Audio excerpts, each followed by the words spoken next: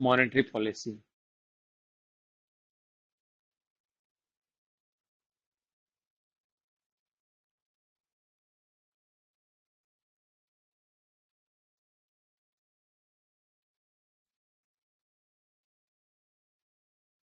Monetary policy. ठीक है, तो इसको शुरू करते हैं। और देखिएगा क्या था, आपको मैंने थोड़ा सा आरबीआई पढ़ाया। ठीक है, जब ये कमर्शियल बैंक्स और ये सब चल रहा था उससे पहले मैंने एक लेक्चर हल्का सा आरबीआई की फॉर्मेशन के बारे में, आरबीआई को क्यों लाया गया और आरबीआई के काम क्या हैं, ठीक है, उसका एक बैकग्राउंड आपको बताया था कि क्यों आरबीआई जरूरी था और किस वजह से लाया गया था। तो उसके फंक्शन की अगर बात की जाए तो मुझे प्लीज बताएं कि क्या उनमें से एक फंक्शन था to control money supply. To control money supply. ठीक है, हाँ ठीक है। तो ये एक फंक्शन था टू कंट्रोल मनी सप्लाई, कहाँ? In the economy. In the economy, ये इसका एक फंक्शन था। ठीक है, अब अब देखिए, चलो कुछ क्वेश्चन आज मेरे ज्यादा रहेंगे आपसे। और देखिएगा क्या है, सबसे पहली बात मॉनेटरी पॉलिसी के बारे में बेसिक सी बातें बता देता हूं। अभी बहुत देर के बाद शुरू होगा टॉपिक। क्या मैं बोल दूं कि आरबीआई जो है, या आप नोट कर लीजिए कि आरबीआई जो है वो कंट्री के अंदर, विद इन इंडिया, वो एक मॉनेटरी पॉलिसी लेके आता है। क्या लेके आता है? मॉनेटरी पॉलिसी लेके आता है। और उसका सोल पर्पस क्या है मॉनेटरी पॉलिसी लाने का? ठीक है, मौद्रिक नीति इसको हिंदी में बोलते हैं। उसका काम क्या है? सिर्फ टू कंट्रोल मनी सप्लाई। ठीक है, कि पूरी कंट्री के अंदर जो पैसे की सप्लाई चल रही है, कितना एक्सेस में है, कितना शॉर्ट है, कब छापना है, क्या करना है, कब इंजेक्ट करना है, वो सारी बातें उसके लिए क्या लेके आई जाती है? मॉनेटरी पॉलिसी लेके आई जाती है। ठीक है, कोशिश मेरी ये रहेगी आज के लेक्चर में कि मैक्सिमम आपको रियल लाइफ एग्जांपल देके इस टॉपिक से रूबरू करवाऊं, ना कि मतलब ऐसे कि हाँ थियरी पढ़ाई और चलो आगे चले गए। ठीक है, तो अब मॉनेटरी पॉलिसी लाने के पीछे हमने देखा कि मनी सप्लाई को कंट्रोल करना है। लेकिन अब क्वेश्चन मार्क अगर कोई यहां पे लगा दे कि मॉनेटरी सप्लाई को कंट्रोल ही क्यों किया जा रहा है, या मनी सप्लाई को कंट्रोल ही क्यों किया जा रहा है, तो उसके पीछे क्या है? उसके पीछे सोल पर्पस है इकोनॉमिक ग्रोथ। Economic growth. और दूसरा है प्राइस स्टेबिलिटी। Price stability. ठीक है, मुझे एक बात बताएं, क्या आपको पता है इकोनॉमिक ग्रोथ क्या है और प्राइस स्टेबिलिटी क्या है? फिर मैं आगे बढ़ूंगा। क्या आपको पता है इकोनॉमिक ग्रोथ का रियल टर्म्स में मतलब क्या है, या प्राइस स्टेबिलिटी है क्या?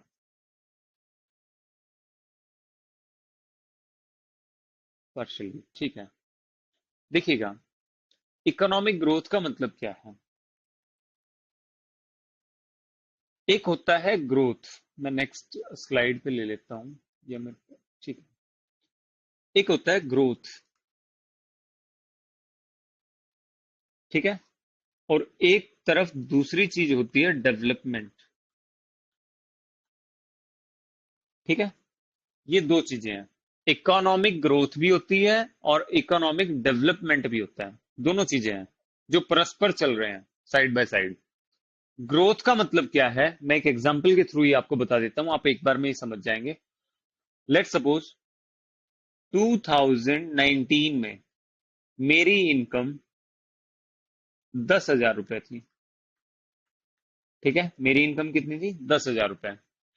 और इसी 10,000 रुपए से मैं अपने एक्सपेंसेस निकाल रहा था जैसे भी। और ये एक्सपेंसेस में एक चीज थी बच्चों की एजुकेशन। क्या थी? बच्चों की एजुकेशन। ठीक है। और मेरे बच्चे जो पढ़ रहे थे वो गवर्नमेंट स्कूल में, गवर्नमेंट स्कूल में या किसी लोकल प्राइवेट स्कूल में पढ़ रहे थे, लेट सपोज। ठीक है, किसी लोकल प्राइवेट स्कूल में पढ़ रहे थे। अब मेरी इनकम 2022 के अंदर जब मैं बात करता हूं तो 10,000 रुपए से हो गई 1 लाख पर मंथ। ठीक है, कुछ इतनी बढ़ोतरी हुई मेरी इनकम के अंदर। ठीक है। तो इस इनकम से, इस 1 लाख रुपए पर मंथ से, ऑब्वियसली आप एक इकोनॉमिक का लो समझते हैं कि प्राइस या इनकम, या तो इनकम की बात करेंगे यहां पे, छोड़िए प्राइस को। इनकम अगर बढ़ती है तो क्या आप एग्री कर रहे हैं कि डिमांड भी बढ़ेगी? इनकम अगर बढ़ी है तो डिमांड भी बढ़ेगी। ठीक है। अब हाँ, तो 2022 में जब मेरी इनकम 1 लाख रुपए पर मंथ हुई तो मैंने अपने बच्चों की एजुकेशन के ऊपर कोई विशेष खर्च नहीं किया। और आज भी मेरे बच्चे जो हैं, मान लीजिए गवर्नमेंट स्कूल या जो सेम कंडीशन थी किसी लोकल प्राइवेट स्कूल में ही पढ़ रहे हैं। ठीक है, किसी लोकल प्राइवेट स्कूल के अंदर ही पढ़ रहे हैं। तो अब देखिए, इकोनॉमिक टर्म्स में मेरी ग्रोथ हुई है। क्या हुआ है? मेरी ग्रोथ हुई है। क्यों? क्योंकि पहले मैं 10,000 रुपए जनरेट करता था, अब मैं 1 लाख रुपए जनरेट कर रहा हूं। ये है मेरी ग्रोथ। लेकिन डेवलपमेंट, अगर मैं मेरे बच्चों के लेवल पे देखूं, एजुकेशन के लेवल पे देखूं, तो डेवलपमेंट नहीं हुआ है। क्या मैं सही हूं? क्या मैं सही हूं कि उस टाइम भी जब मेरी इनकम 10,000 थी, उस टाइम भी मेरे बच्चे same level of education avail कर रहे थे? और आज जब मेरी इनकम 1 लाख रुपए पर मंथ है, सेम लेवल ऑफ एजुकेशन वो आज भी अवेल कर रहे हैं। तो क्या मैं बोल दूं कि मेरी ग्रोथ हुई है लेकिन डेवलपमेंट नहीं हुआ है? ठीक है। तो ग्रोथ जो है वो क्या है? वो एक क्वांटिटेटिव वर्ड है। क्वांटिटेटिव वर्ड है। उसको आप मेजर कर सकते हो, उसको आप मेजर कर सकते हो कि इतने से इतना हो गया है। लेकिन डेवलपमेंट को आप मेजर नहीं कर सकते हो। डेवलपमेंट जो है, it is more of a qualitative word. वो क्वालिटी। ठीक है। हो सकता है आप एक ही घर में रह रहे हो लेकिन आपने उसके अंदर की सुविधाएं बदल दी, तो क्वालिटेटिवली आपका डेवलपमेंट हुआ है, लेकिन क्वांटिटेटिवली आपने कोई ना साइड की जमीन खरीदी, ना आपके प्लॉट की बढ़ोतरी की है। ठीक है। तो ये मैं आपको समझाना चाह रहा था कि ग्रोथ और डेवलपमेंट में फर्क क्या है। ठीक है। अब अब जो मॉनेटरी पॉलिसी लाई जाती है वो किसके लिए लाई जाती है? Economic growth. इकोनॉमिक ग्रोथ क्या है? एक कंट्री की ग्रोथ क्या होगी? एक कंट्री की जीडीपी, ग्रॉस डोमेस्टिक प्रोडक्ट की, 2021 के अंदर जब हम देखते हैं तो इस कंट्री में प्रोडक्शन हुआ था 100 रुपए का। 100 रुपए के गुड्स एंड सर्विसेज बनाए गए थे, जो इस कंट्री की क्या कहलाएगी? जीडीपी। और नेक्स्ट ईयर हमें कुछ ऐसे ऑपरेशन करने हैं, ठीक है, आरबीआई साइड से, गवर्नमेंट की साइड से, वो सारी स्कीम्स लोगों को प्रोवाइड करनी है जिससे कि हमारी क्या हो? इकोनॉमिक ग्रोथ हो। तो ग्रोथ का मतलब ही क्या है? क्वांटिटी। क्वांटिटी में चेंज आए। ठीक है। तो 100 रुपए से अगर हम 120 रुपए के गुड्स एंड सर्विसेज प्रोडक्शन कर पाए, तब हम कहेंगे कि हाँ, हमने 20% की क्या की है? ग्रोथ की है 1 साल के अंदर। ठीक है। तो यहां पे ये मतलब है इकोनॉमिक ग्रोथ का, जो आरबीआई थ्रू मॉनेटरी पॉलिसी करवाना चाह रहा है विद इन इंडिया। ठीक है। Price stability. प्राइस स्टेबिलिटी की बात क्या है? देखिए कि आज मेरे पास मेरा पेन ही है, तो ये जो पेन है ये मैंने खरीदा कितने रुपए का? 100 रुपए का। कोई इसका प्रोडक्शन कर रहा है, कोई इसको ले रहा है, कंज्यूम कर रहा है, और ये थ्रू मार्केट चलता जा रहा है। ठीक है। अब अगर इसकी प्राइस बढ़ जाए 120 रुपए, अगर इसकी प्राइस हो जाए कितनी? 120 रुपए, तो आई थिंक कि अगर एक महीने में मेरी जो कंजम्पशन यूनिट है वो मान लीजिए 10 है, एक महीने में मैं ऐसे 10 पेन यूज करता हूं, तो ऑब्वियसली मेरी पॉकेट पे बहुत ज्यादा असर नहीं पड़ेगा और सेम लेवल ऑफ क्वांटिटी में कंज्यूम करता रहूंगा, क्योंकि बहुत ज्यादा प्राइस में वेरिएशन नहीं आए हैं। ठीक है। लेकिन ये हो गई क्या? 100 से 120 होना क्या थी? Normal inflation. क्या थी? नॉर्मल इन्फ्लेशन या नॉर्मल प्राइस राइज। लेकिन अगर ये 100 से 220 हो जाए तो, अगर 100 से ये कितनी हो जाए? 220 हो जाए तो, तब मेरी पॉकेट पे जो है एक अलग इफेक्ट पड़ेगा, और मैं सोच के खरीदूंगा कि मेरे को कितना एक्चुअल में रिक्वायरमेंट है। तो ये हो गई आपकी इन्फ्लेशन। इन्फ्लेशन भी एक्सट्रीम। ठीक है, जिसको आप स्टैगफ्लेशन बोलते हो। ठीक है, डिफरेंट डिफरेंट टाइप्स की इन्फ्लेशन रहती है, वो मैं इन्फ्लेशन के चैप्टर में आपको करवाऊंगा कि क्या क्या होती हैं। तो अब क्या है, अगर ऐसा हो गया, दोनों केस में देखिए क्या क्या बातें हैं, कौन कौन सी बात छुपी हुई है। First case and second case. अगर 100 से 120 रुपए होता है तो यहां पे क्या होगा? जो प्रोड्यूसर है इस पेन का, जो प्रोड्यूसर है, क्या मैं बोल सकता हूं कि उसका कुछ ना कुछ प्रॉफिट बढ़ेगा? हालांकि 20 रुपए प्योर प्रॉफिट उसी का नहीं है, उसको आगे भी पास ऑन करना पड़ेगा, लेकिन उसके हिस्से में भी कुछ आएगा, उसका प्रॉफिट पहले से ज्यादा बढ़ेगा। क्या आप एग्री करते हैं कि हाँ उसका प्रॉफिट बढ़ रहा है? देन प्लीज कमेंट करते रहें। ठीक है।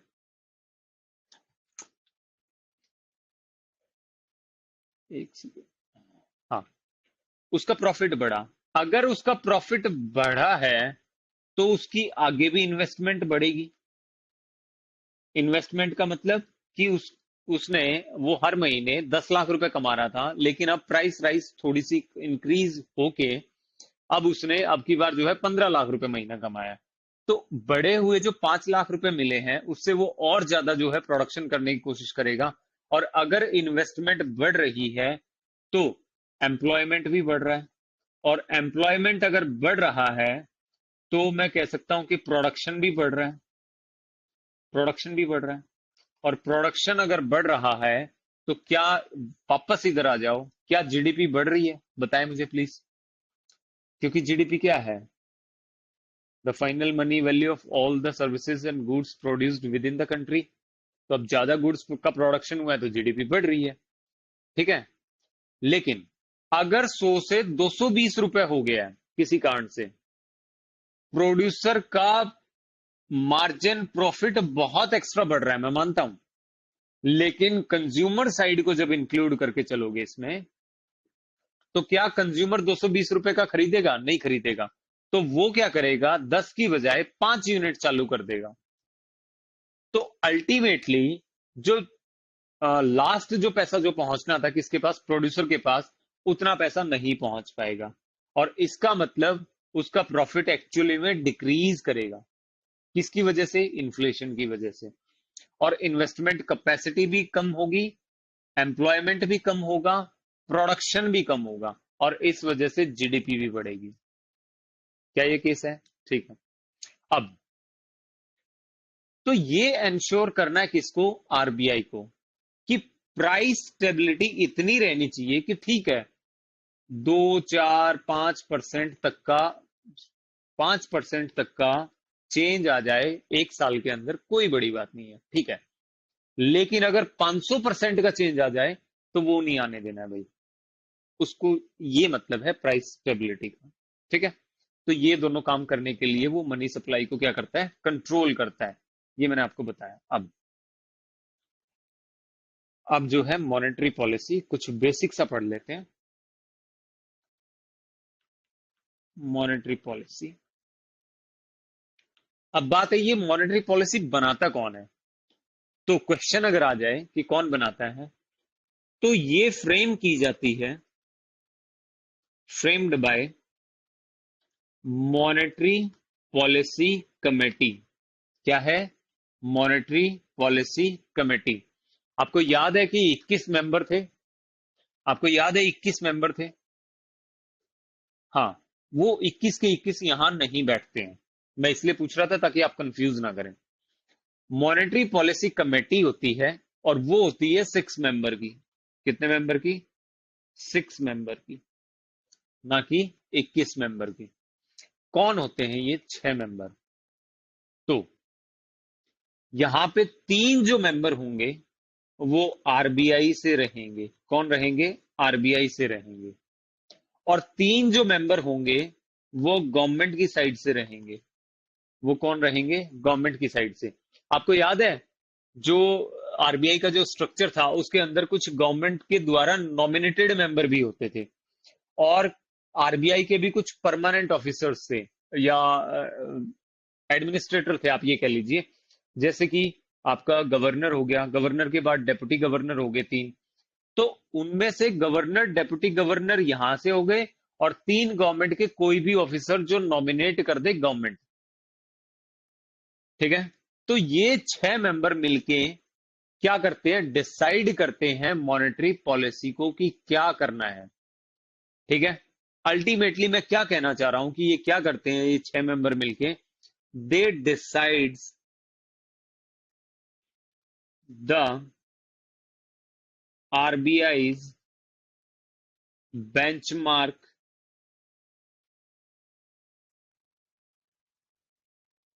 Interest rate. Interest rates. ठीक है?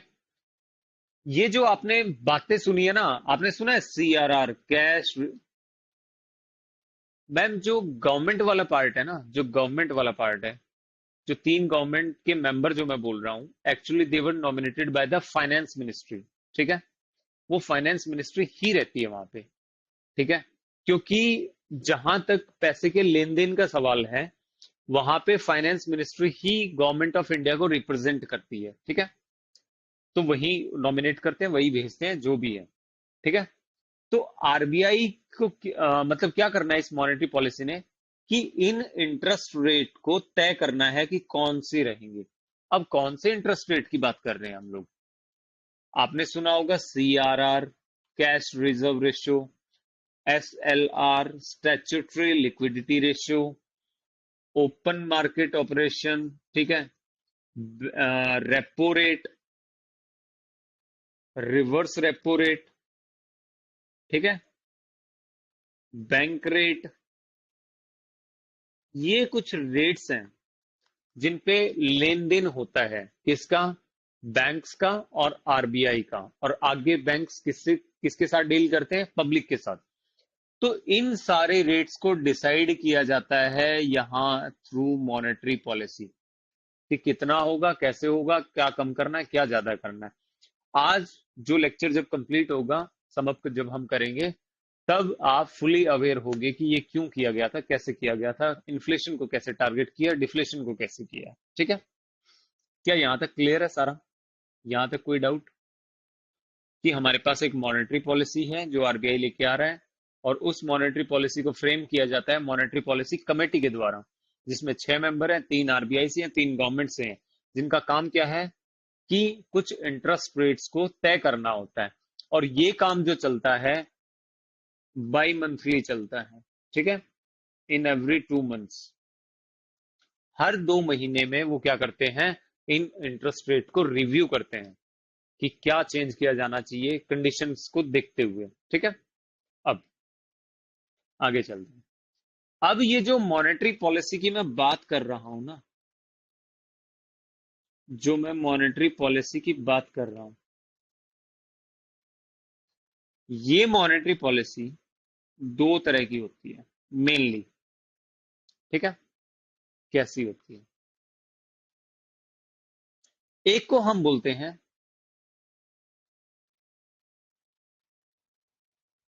एक्सपेंशनरी मॉनेटरी पॉलिसी, और एक को हम बोलते हैं कॉन्ट्रैक्शनरी।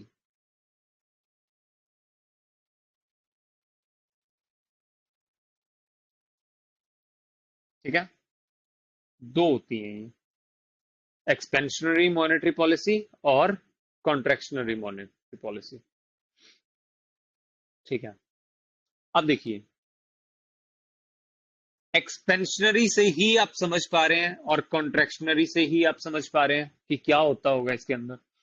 तो देखिए, जब भी भी जब भी आरबीआई क्या करता है, मनी सप्लाई को इंक्रीज कर देता है। क्या कर देता है?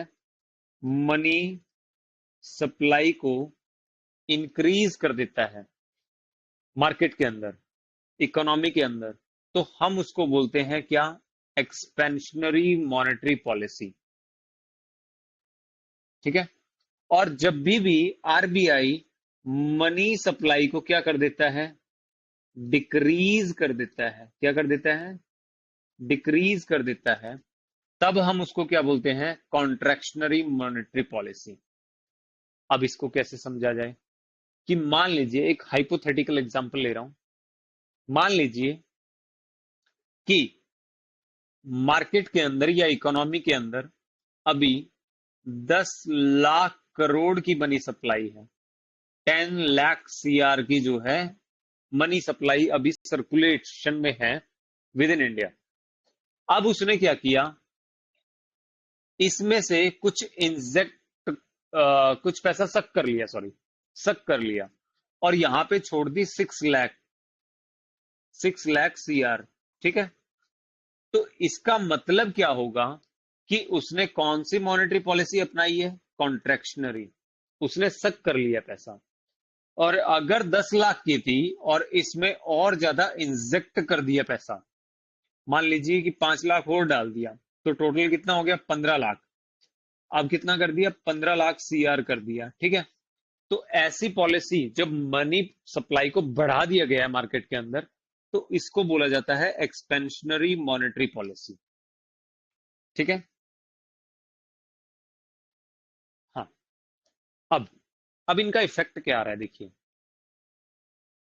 अब ये कैसे चल रहा है ये काम सारा, समझिए यहां पे कि मैंने आपको एक बात बताई थी कि सबसे पहले क्या है? पब्लिक है। क्या है? पब्लिक है। पब्लिक अपना लेन देन, चाहे उसको डिपॉजिट करवाना हो, चाहे उसको लोन लेना हो, वो किससे डील कर रही है? बैंक से। किससे डील कर रही है? बैंक से।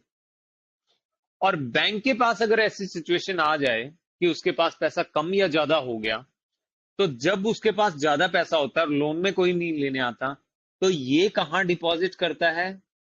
आरबीआई के पास। कहां करता है? आरबीआई के पास। और जब बैंक के पास डिपॉजिट नहीं आ रहा है, लोन वाले बहुत आ रहे हैं, तो ये उधार कहां से उठाता है बैंक? आरबीआई से।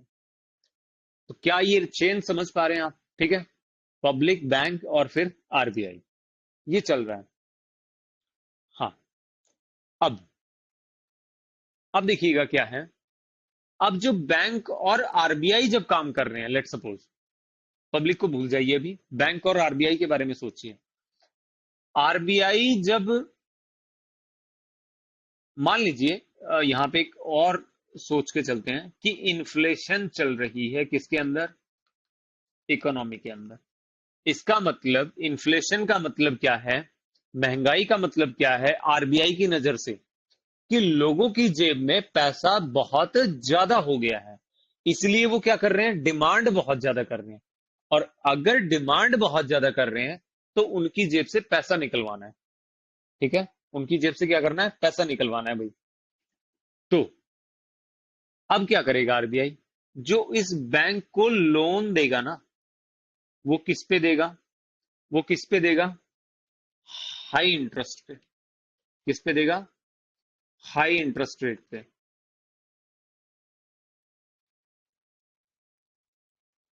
ठीक है, और अगर बैंक को ही हाई इंटरेस्ट रेट पे पैसा मिला है, तो ये पब्लिक को कितने पे देगा? क्या सस्ते पे दे सकता है?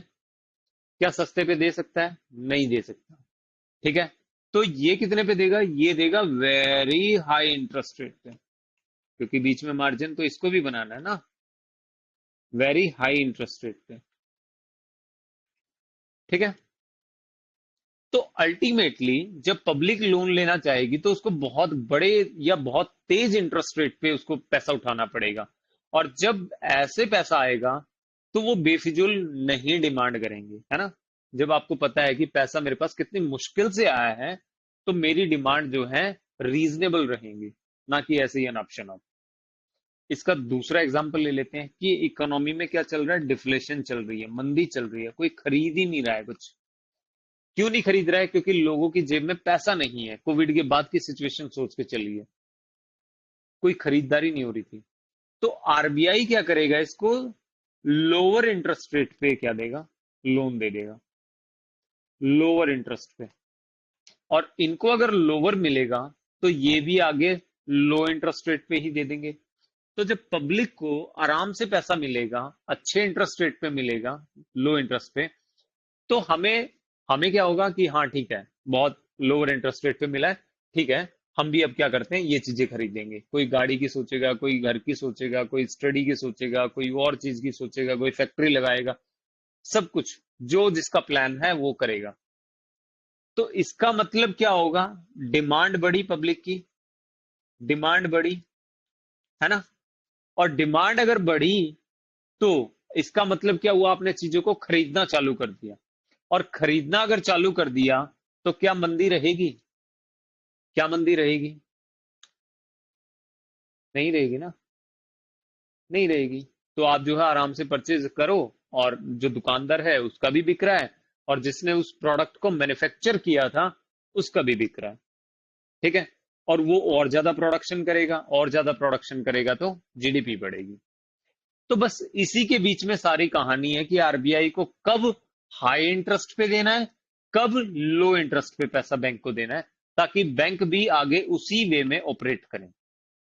और इसी को हम बोलते हैं, जब ये इंटरेस्ट रेट को ही तय किया जाता है कि कितना होना चाहिए, वेरी हाई होना चाहिए, मॉडरेट होना चाहिए, लो होना चाहिए, वेरी लो होना चाहिए, इसी चीज को बोला जाता है मॉनेटरी पॉलिसी। क्या क्लियर हुआ? क्या क्लियर हुआ? ठीक है। अब अब देखिएगा, फिर से वहीं आ जाइए।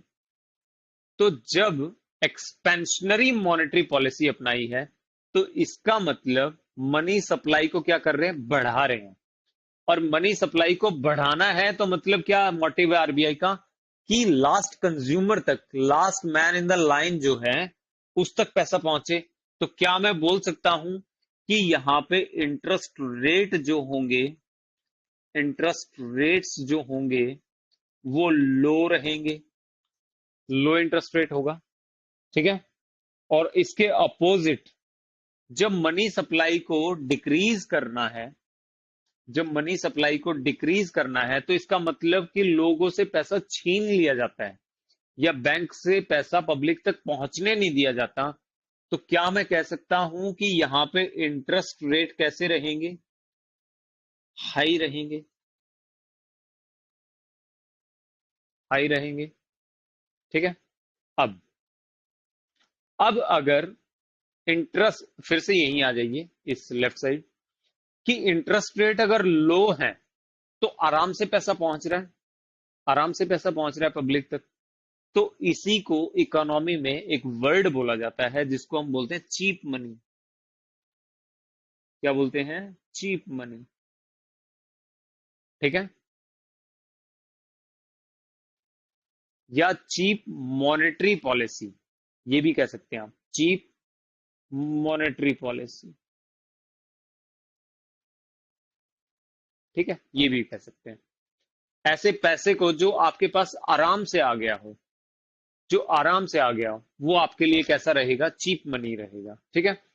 और इसके अपोजिट, जब इंटरेस्ट रेट बहुत हाई थे और बहुत कॉस्ट से आपको पैसा मिला है, बहुत हाई कॉस्ट पे आपको पैसा मिला है, तो इसी को हम बोलते हैं टाइट मनी पॉलिसी, या tight monetary policy, tight monetary policy या टाइट मनी भी कह सकते हैं, या इसको और भी बोल सकते हैं, डियर मनी भी बोल सकते हैं। ये सारे एक एक लाइन के वर्ड वो हैं, डेफिनेशन है इनकी। ठीक है। चीप मनी या चीप मॉनेटरी पॉलिसी, जब पैसा आराम से आ गया बिल्कुल। अब सोच के देखिए, आपके घर में आपके घर में let suppose you have 10,000 crore, आपके घर में 10,000 करोड़ रुपए हैं। तो आपके लिए 500 रुपए की वैल्यू कैसी होगी? ऑब्वियसली वो चीप होगी। क्या आप ये एग्री करते हैं? चीप होगी वो। ठीक है। हाँ। और अगर आपके घर में पिछले 1 महीने से 500 रुपए नहीं आया, तो आपके लिए 100 रुपए की वैल्यू क्या होगी? ऑब्वियसली ये बहुत डियर डियर मनी होगा आपके लिए, है ना? कि हाँ, बिल्कुल यार, इसकी बहुत अहमियत है ना? तो इसीलिए इसको बोला जाता है डियर मनी, इसको बोला जाता है चीप मनी। हुआ कब है? जब मनी सप्लाई बढ़ गई तो चीप मनी हो गया, जब मनी सप्लाई घट गई तो डियर मनी हो गया। समझ पा रहे हैं?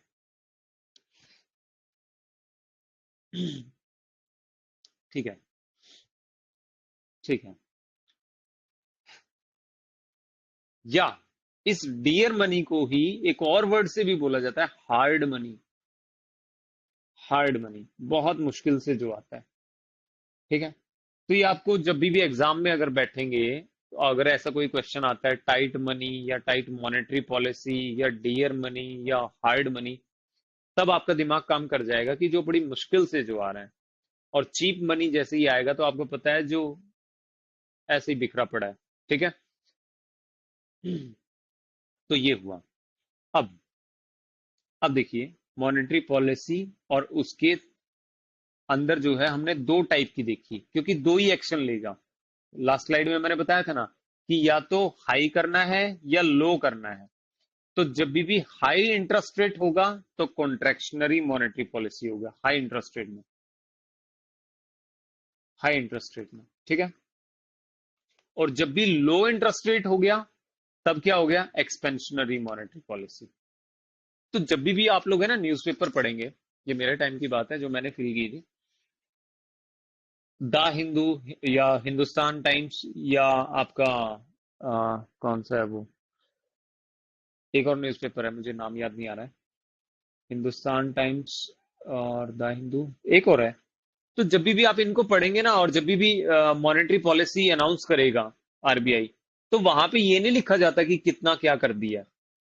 वहां पे हेडिंग जो आएगी ना, हेडिंग जो आएगी वो ऐसे आएगी कि the RBI observe the expansionary monetary policy या कॉन्ट्रैक्शनरी मॉनेटरी पॉलिसी, या अडॉप्टेड द एक्सपेंशनरी या कॉन्ट्रैक्शनरी।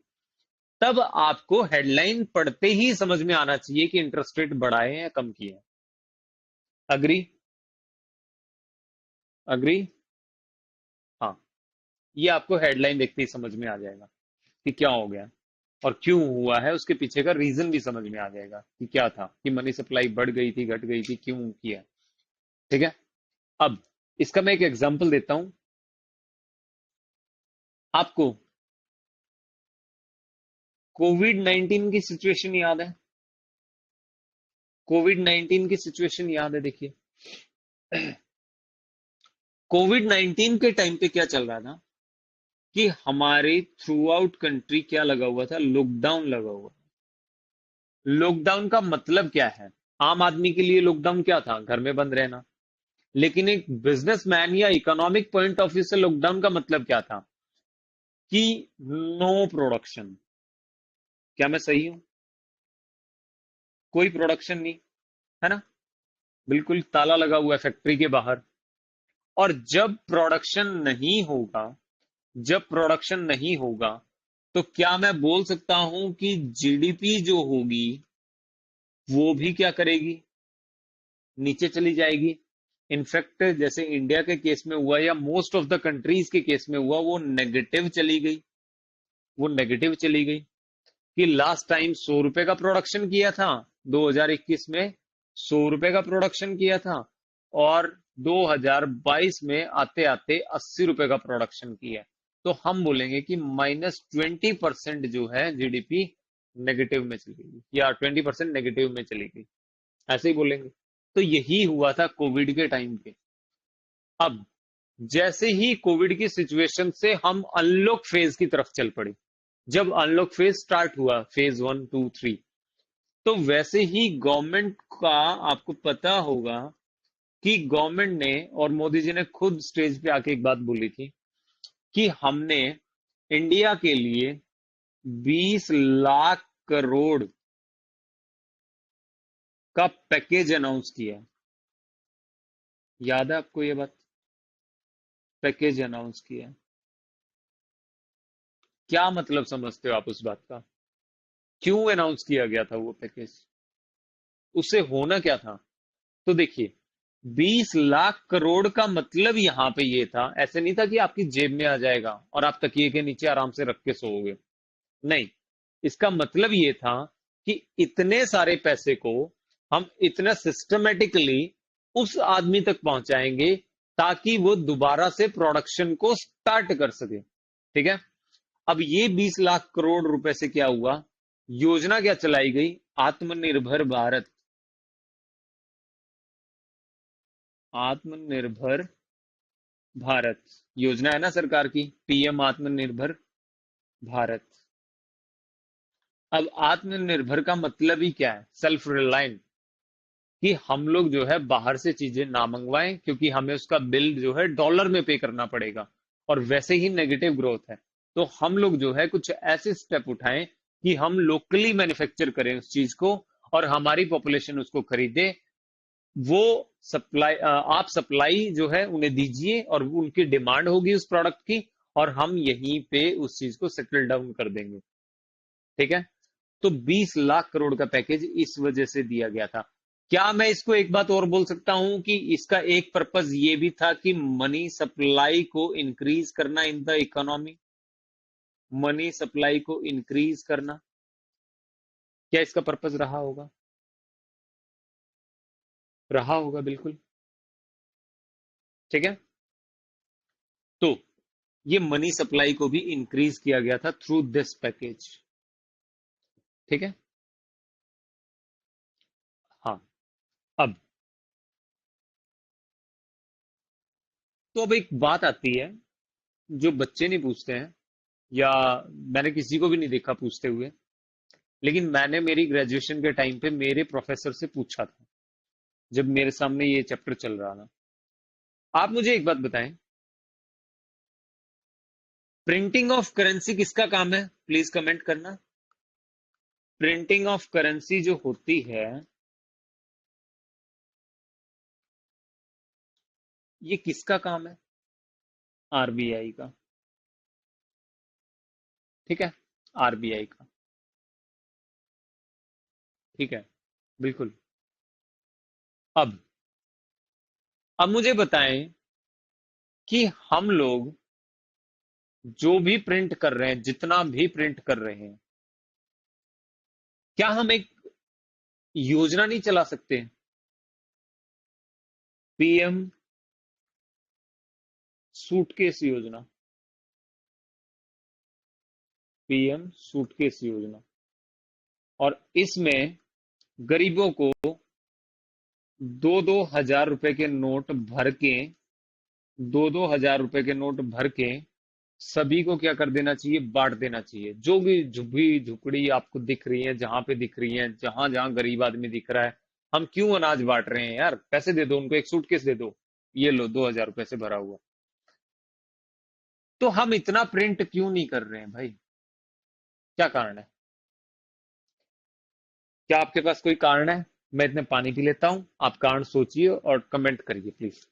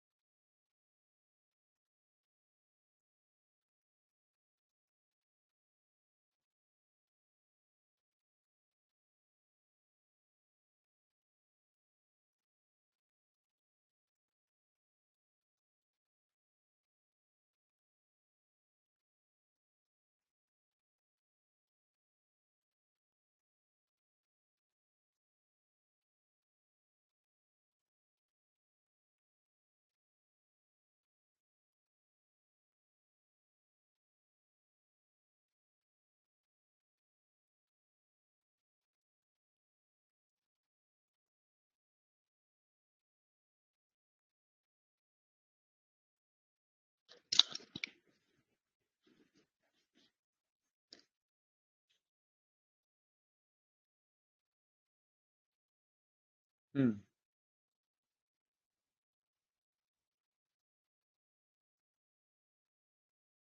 जीडीपी डिक्रीज होगी?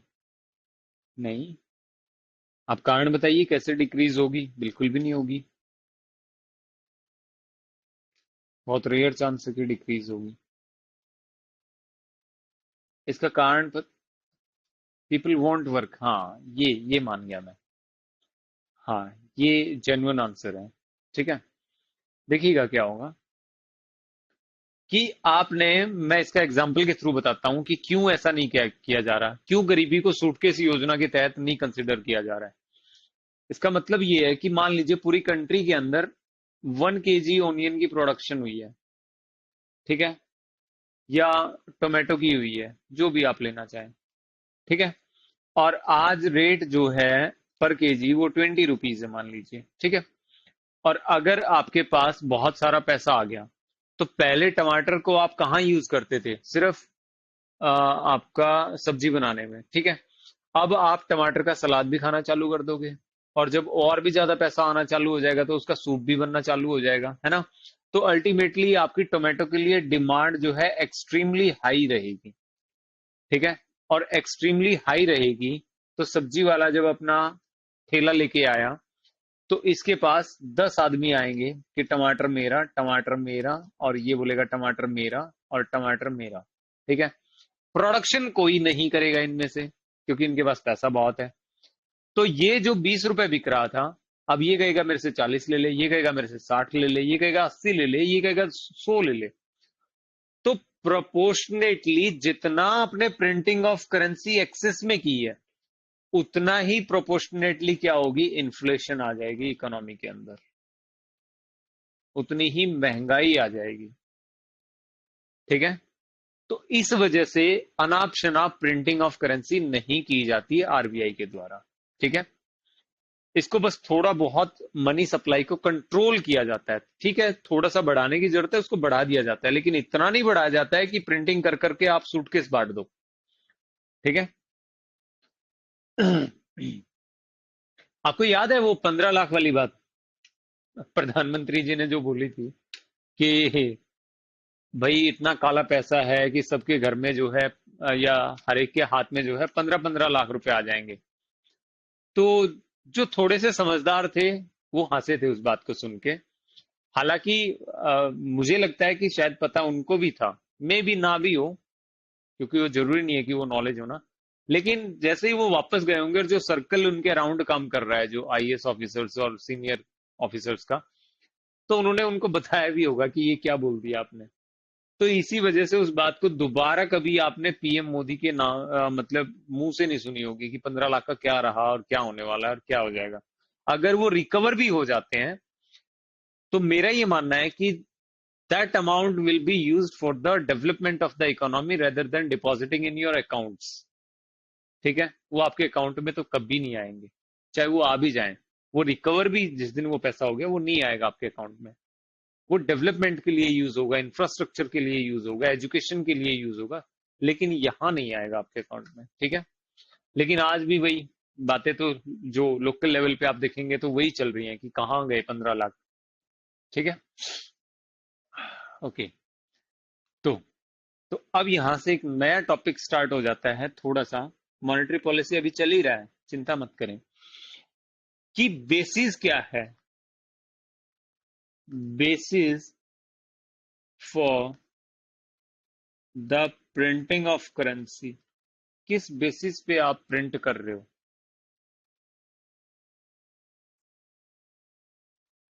ठीक है। कब कितना रुपया छापना है ये कौन डिसाइड करता है और किस बेसिस पे डिसाइड किया जाता है, ठीक है। तो अभी हाल फिलहाल की लास्ट ईयर की ही बात बताता हूं मैं, इनफैक्ट इस साल के स्टार्टिंग की बात है शायद, जो मैंने न्यूज में देखा था कि अभी अभी जो आरबीआई ने जो है 23 लाख करोड़ रुपए जो है प्रिंट किए थे, अभी प्रिंट किए 23 लाख करोड़ रुपए, ठीक है। ऑब्वियसली ये सारा पैसा जो है कहाँ एक टाइम के बाद कहाँ आ जाएगा, मार्केट के अंदर आ जाएगा। और मार्केट के अंदर कैसे आएगा? दो ही तरीके होते हैं। पहला, बैंक्स के थ्रू, किसके थ्रू? बैंक्स के थ्रू। और दूसरा स्कीम्स के थ्रू, गवर्नमेंट की स्कीम्स के थ्रू। दो ही रास्ते हैं। आरबीआई बैंकों को लोन देगा, प्रिंटिंग कर लिया है उसने अपनी कमरे में रख लिया इतना पैसा प्रिंट करके। अब ये पैसा आप बैंक्स को देगा एक इंटरेस्ट रेट पे, बैंक आगे पब्लिक को देंगे और अल्टीमेटली ये पैसा कहाँ चला जाएगा? पब्लिक के पास चला जाएगा। तो पब्लिक को ये नहीं लग रहा है कि ये फ्री में आया, ना बैंकों को ये लग रहा है कि ये फ्री का पैसा है। और स्कीम्स का क्या है कि इसमें से कुछ प्रपोर्शन ऑफ मनी किसको दे दिया जाएगा? गवर्नमेंट को दे दिया जाएगा, या गवर्नमेंट क्या करेगी आगे सोशल स्कीम्स में बेनिफिशियरीज के अकाउंट में उसको डाल देगी। तो जो भी स्कीम है, हालांकि उनमें से फ्री वाली बहुत ज्यादा है, जैसे ओल्ड एज पेंशन हो गई, विडो पेंशन हो गई, या आपकी ये जो फार्मर्स के लिए है इसमें जो दिया जाता है किसान क्या नाम है उसका, सम्मान निधि, ठीक है। तो ऐसे करके उस तक पहुंच रही है, लेकिन नरेगा वगैरह में भी पहुंचेगी जिसमें लोग काम करते हैं उसके बाद उन्हें जो है 300 रुपए मिलते हैं पर डे के हिसाब से। तो ऐसे ये अल्टीमेटली एक पब्लिक तक पहुंच गया ये पैसा। तो अब ये प्रिंट जो किया गया है ये किस बेसिस पे किया गया और कितना करना चाहिए, मैं उसके ऊपर डिस्कशन पे आ रहा हूं। देखिएगा 1956 के अंदर 1956 के अंदर आरबीआई आरबीआई या गवर्नमेंट या इंडियन इकोनॉमी के अंदर एक नया प्रोविजन ऐड होता है और उसको बोला जाता है एमआरएस। क्या बोला जाता है? एमआरएस। ठीक है। इसको क्या बोलते हैं? एमआरएस को minimum reserve system. Minimum reserve system. ठीक है, एमआरएस। आपको याद है फॉरेक्स रिजर्व कि आरबीआई का मैंने एक फंक्शन और बताया था कि to maintain the forex reserve of the country. ठीक है, ये मैंने एक फंक्शन बताया था। अब इस मिनिमम रिजर्व में कितना मिनिमम रखना था आपको याद है? याद है आपको कितना मिनिमम रखना था? 200 करोड़। बिल्कुल। कितना रखना था? 200 करोड़ रुपए। आउट ऑफ 200 करोड़ भी आगे मैंने पार्टीशन बताया था कि कितना कितना था? 115 प्लस 85। ठीक है, कि 115 का क्या होना चाहिए? गोल्ड होना चाहिए। 115 करोड़ का क्या होना चाहिए? गोल्ड होना चाहिए। और 85 करोड़ का क्या होना चाहिए? Forex, foreign exchange reserve. ठीक है, फॉरेक्स मतलब फॉरेन करेंसी। तो ऐसे हमने मिनिमम रिजर्व सिस्टम के बारे में पढ़ा था जो आरबीआई हेल्ड करता है। अब अब इसके पीछे मकसद क्या था इस रिजर्व को रखने का? कि मैंने एज एन आरबीआई, देखिए एक 500 रुपए का नोट प्रिंट करके मैंने क्या किया? सर्कुलेट कर दिया पब्लिक में। ठीक है, क्या इस नोट पे लिखा रहता है कि I promise to pay bearer the sum of money 500? ठीक है, और नीचे जो है गवर्नर के साइन रहते हैं कि मैं धारक को 500 रुपए अदा करने का वचन देता हूं। इसका मतलब समझिए क्या है कि ये एक क्या है? ये एक लीगल टेंडर है। ये क्या है? एक लीगल टेंडर है। इसका मतलब क्या है कि अगर ये मैं 500 रुपए आपको देता हूं और आप मना कर देते हो कि नहीं मुझे ये नहीं चाहिए, तो इस पैसे की वैल्यू को मैं कहां से रिकवर करूंगा? तो मैं जाऊंगा किसके पास? आरबीआई के पास। और आरबीआई ये कागज का टुकड़ा मेरे से ले लेगा और उसकी एवज में मेरे को क्या दे देगा? उतनी ही वैल्यू का कोई एसेट दे देगा। क्या दे देगा? एसेट। कितनी वैल्यू का? 500 रुपए की वैल्यू का। अब वो हो सकता है वो गोल्ड हो, या हो सकता है वो फॉरेन करेंसी हो। कौन देगा मेरे को? आरबीआई। उतनी ही वैल्यू का। ठीक है, उतनी ही वैल्यू का। तो इसका मतलब अगर ये 500 रुपए मेरे कहीं नहीं चल रहे हैं तो मैं आरबीआई से जाके उतनी ही वैल्यू का कोई एसेट ले सकता हूं, गोल्ड ले सकता हूं, फॉरेन करेंसी ले सकता हूं। तो इसीलिए अब अगर आपने किसी को प्रॉमिस कर दिया है कि भाई अगर आपका नोट ना चले तो आप मेरे पास आके बदलवा लो, या इतनी वैल्यू का मेरे से कोई एसेट ले लो, लेकिन मैं एसेट कब दे पाऊंगा? जब मेरे पास बैक एंड में उतना ही एसेट रखा होगा। क्या आप एग्री कर रहे हैं? मैं एसेट आपको तभी दे पाऊंगा जब उतनी ही वैल्यू का एसेट मेरे घर में रखा होगा, है ना, या मेरी तिजोरी में रखा होगा। तो इसीलिए क्या बोला गया कि आपको 200 करोड़ रुपए का रिजर्व रखना है। इतना रिजर्व रख के हम जो है कुछ प्रिंटिंग करेंसी कर सकते हैं, प्रिंटिंग ऑफ करेंसी कर सकते हैं, जिससे कि हम इसे लीगल टेंडर बता दें, और फिर भी अगर कोई समस्या आए, लोग इसे एक्सेप्ट ना करें या मार्केट में ये चले ना, तो लोग हमसे उतनी वैल्यू का एसेट ले लें। ठीक है। लेकिन आज अभी तो हमने बात की कि यहां तो रिजर्व की मिनिमम की बात कर रही है 200 करोड़ की, और यहां पे मिनिमम प्रिंटिंग कितनी की गई है लास्ट ईयर? 23 लाख करोड़ की। तो 23 लाख में से अगर 1 लाख करोड़ वाले भी वापस पहुंच गए आरबीआई के पास, तो कैसे काम चलेगा? कि क्या देगा वो? तो बैक एंड में आपके पास इतना, जितना प्रिंटिंग ऑफ करेंसी कर रहे हो, उतना ही गोल्ड या कोई भी आपका एसेट होना चाहिए। मैं ये बताना चाह रहा हूं। तो अभी हमारे पास कितना रिजर्व है आरबीआई के पास? मैंने बताया था लास्ट लेक्चर में, जब मैं आरबीआई करवा रहा था आपको। कितना है? ऑल टाइम हाई मैंने बताया था, हाँ, $500 बिलियन। $500 बिलियन। ये हमारा अभी क्या है? आरबीआई के पास क्या है? रिजर्व है। ये क्या है? रिजर्व है इतना। ठीक है। तो वो दबा के जो है प्रिंटिंग ऑफ करेंसी कर सकता है।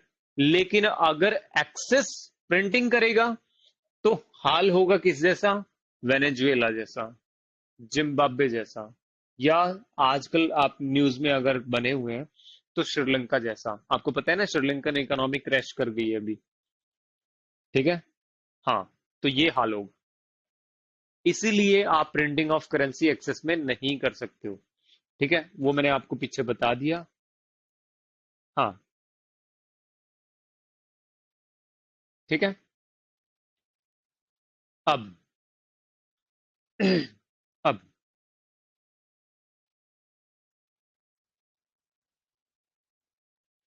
हम्म,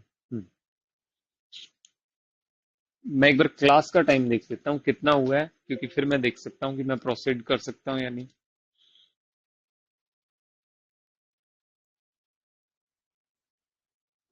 कुछ मिनट। ठीक है।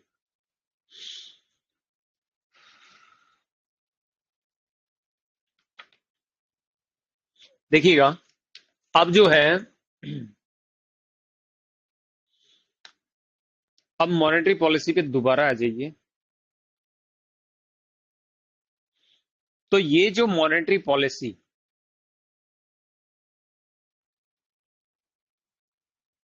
ये जिस मॉनेटरी पॉलिसी की हम बात कर रहे हैं, इसको एग्जीक्यूशन का जो काम है, इसके एग्जीक्यूट करने का जो काम है,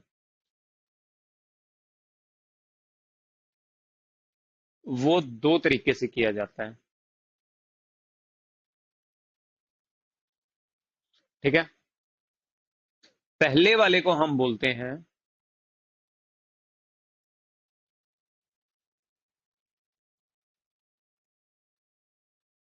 क्वांटिटेटिव टूल्स, और दूसरे को हम बोलते हैं क्वालिटेटिव टूल्स। ठीक है। क्वांटिटेटिव टूल्स और क्वालिटेटिव टूल्स। अब अब क्या है इनमें? क्वांटिटेटिव का मतलब और क्वालिटेटिव का मतलब, कि क्वांटिटेटिव का मतलब हो गया कि आप कुछ वैल्यू को चेंज करके, प्लस माइनस करके जो है, किसको कंट्रोल करने की कोशिश कर रहे हो? क्या मैं बोल सकता हूं मनी सप्लाई को? क्या मैं बोल सकता हूं मनी सप्लाई को? ठीक है ना? हाँ। और क्वालिटेटिव का मतलब है कि आप किसी को डायरेक्शन देके, ना कि अपने हाथ की जो पावर है, आप किसी को सुझाव भी देते हो ना, है ना? सुझाव देने का मतलब कि आपने किसी को ये कह दिया कि भाई आप ऐसे नहीं, ऐसे कर लो। या मॉनेटरी पॉलिसी के कंटेक्स्ट में क्या हो गया कि आरबीआई बैंक को कुछ सुझाव दे रहा है। इसमें तो उसने परसेंटेज चेंज ला दिया क्वांटिटेटिव टूल्स में, तो कि ये पर इतना परसेंट रहेगा, ये इतना परसेंट रहेगा, और ऐसे ऐसे कर लेना। क्वालिटेटिव में क्या है कि वो कुछ गाइडेंस या सजेशंस देके बैंक से कुछ अलग से ऑपरेट करवाना चाह रहा है, तो वो इसके अंडर में होगा। अब क्वांटिटेटिव टूल्स में सबसे पहले जो आपका आता है वो आता है कैश रिजर्व रेशियो, CRR। क्या बोलते हैं उसको? CRR, cash reserve ratio. उसके बाद आपका आएगा SLR, स्टैट्यूटरी लिक्विडिटी रेशियो। ठीक है। उसके बाद आपका आएगा OMO, इसको हम बोलते हैं open market operation, open market operation. उसके बाद आपका आएगा रेपो रेट, रेपो। उसके बाद आपका आएगा रिवर्स रेपो, रिवर्स रेपो। उसके बाद आपका आएगा बैंक रेट, बैंक रेट। ठीक है। उसके बाद आपका आएगा LAF, liquidity adjustment facility,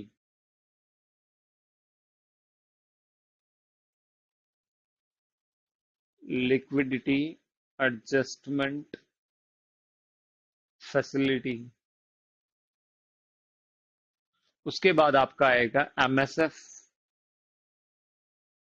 marginal standing facility, marginal standing facility. ठीक है। तो ये आपके क्या रहेंगे? क्वांटिटेटिव टूल्स रहेंगे। ठीक है। इसमें आप देखोगे कि क्यों रखवा रहा है, वो बोलेगा यहाँ पे 3% रख दो, यहाँ पे 15-18% रख दो, यहाँ पे बेच दो, खरीद लो, रेपो में इतने परसेंट पे लोन मिलेगा, इतने परसेंट पे डिपॉजिट होगा। ठीक है, वो सारी बातें तो ये क्वांटिटेटिव में आ गई। क्वालिटेटिव में देखिए आपका डायरेक्ट एक्शन,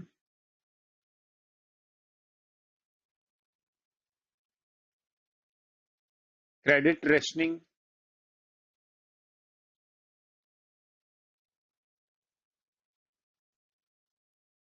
ठीक है,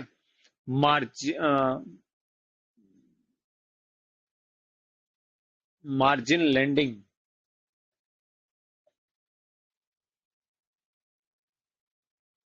एंड मोरल सुएशन। ठीक है। ये आपका क्वालिटेटिव में रहेगा। तो जब भी आप मॉनेटरी पॉलिसी पढ़ते हैं तो ये सारी चीजें आपको पढ़नी होती हैं, तब आपको समझ में आएगा कि मॉनेटरी पॉलिसी है क्या एक्चुअल में। ठीक है। तो क्या हम इन्हें कल शुरू करें? आई थिंक फिर लंबा बहुत ज्यादा हो जाएगा लेक्चर, क्योंकि ये जो काम है ये 3 से 4 घंटे का काम है। ठीक है। तो कल हम इन्हें शुरू करते हैं और पूरे को एक ही लेक्चर में फिनिश करने की कोशिश करेंगे। ठीक है। तो दैट्स ऑल। ठीक है। Thank you.